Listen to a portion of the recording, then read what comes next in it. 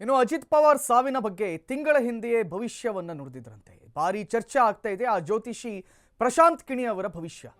ಜ್ಯೋತಿಷಿ ಪ್ರಶಾಂತ್ ಕಿಣಿ ಅಜಿತ್ ಪವಾರ್ ಅವರ ಸಾವಿನ ಬಗ್ಗೆ ಒಂದು ತಿಂಗಳ ಹಿಂದೆ ಭವಿಷ್ಯವನ್ನು ನುಡಿದಿದ್ರಂತೆ. ಅಚ್ಚರಿ.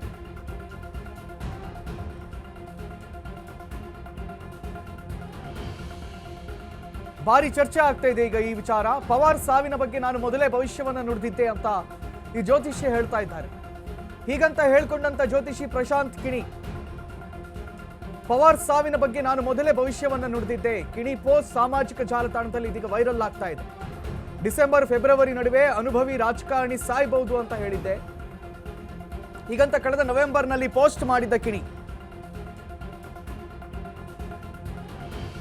ಪವಾರ್ ಸಾವಿನ ಬೆನ್ನಲ್ಲೇ ಭವಿಷ್ಯ ನಿಜ ಆಯಿತು ಅಂತ ಮತ್ತೊಂದು ಪೋಸ್ಟ್ ಮಾಡಿದ್ದಾರಂತೆ. ಆದರೆ ಕಿಣಿ ಅವರ ಭವಿಷ್ಯವಾಣಿಯನ್ನ ನೆಟ್ಟಿಗರು ಪ್ರಶ್ನಿಸ್ತಾ ಇದ್ದಾರೆ. ನೀವು ಹೇಳಿದಂತೆ ಅಜಿತ್ ಪವಾರ್ ಅವರು ಮುಖ್ಯಮಂತ್ರಿಯೂ ಆಗಿರಲಿಲ್ಲ ಅಥವಾ ಕೇಂದ್ರದ ಮಂತ್ರಿಯೂ ಕೂಡ ಆಗಿರಲಿಲ್ಲ, ನಿಮ್ಮದು ಬೋಗಸ್ ಭವಿಷ್ಯ ಅಂತ ನೆಟ್ಟಿಗರು ಮರು ಟ್ವೀಟ್ ಮಾಡ್ತಾ ಇದ್ದಾರೆ. ಹೀಗಂತ ಕಾಮೆಂಟ್ ಮೂಲಕ ಕಿಡಿಕಾರ್ತಾ ಇದ್ದಾರಂತೆ ಓರ್ವ ನೆಟ್ಟಿಗ.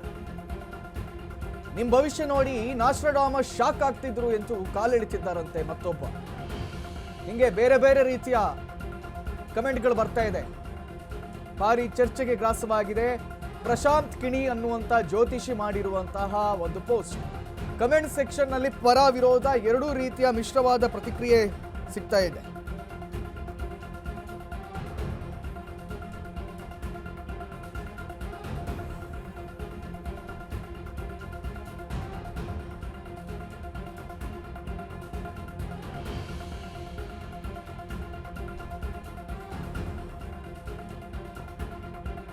ಪವಾರ್ ಸಾವಿನ ಬೆನ್ನಲ್ಲೇ ಇವರು ಪೋಸ್ಟ್ ಮಾಡಿರುವಂಥದ್ದು. ನವೆಂಬರಲ್ಲೇನೋ ಒಂದು ಪೋಸ್ಟ್ ಮಾಡಿದ್ರಂತೆ.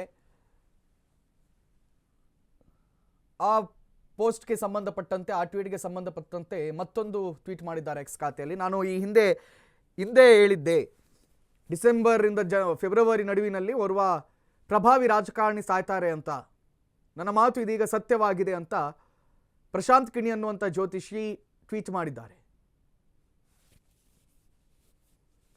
ಅದಕ್ಕೆ ಪ್ರತ್ಯುತ್ತರವಾಗಿ ಕಮೆಂಟ್ ಸೆಕ್ಷನ್ನಲ್ಲಿ ಕೂಡ ಅವರನ್ನು ಟ್ರೋಲ್ ಮಾಡಲಾಗ್ತಾ ಇದೆ ಅಂತೆ. ನಾಸ್ಟ್ರಾಡಾಮಸ್ ನಿಮ್ಮ ಜ್ಯೋತಿಷ್ಯವನ್ನೇ ಕೇಳ್ಕೊಂಡು ಬದುಕ್ತಾ ಇದ್ದ ಅಂತೆಲ್ಲ ಹೇಳಿಬಿಟ್ಟಿದ್ದಾರೆ.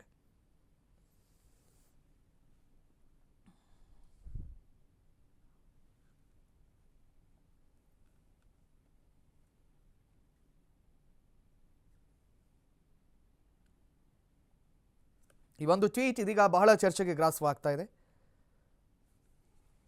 ಇದು ಸತ್ಯನಾ ಅಸತ್ಯವೋ ಗೊತ್ತಿಲ್ಲ, ಬಟ್ ಅವ್ರು ಟ್ವೀಟ್ ಮಾಡಿದ್ದು ಹೌದು, ನೆಟ್ಟಿಗರು ಅವ್ರನ್ನ ಟ್ರೋಲ್ ಮಾಡ್ತಾ ಇರೋದು ಕೂಡ ಹೌದು.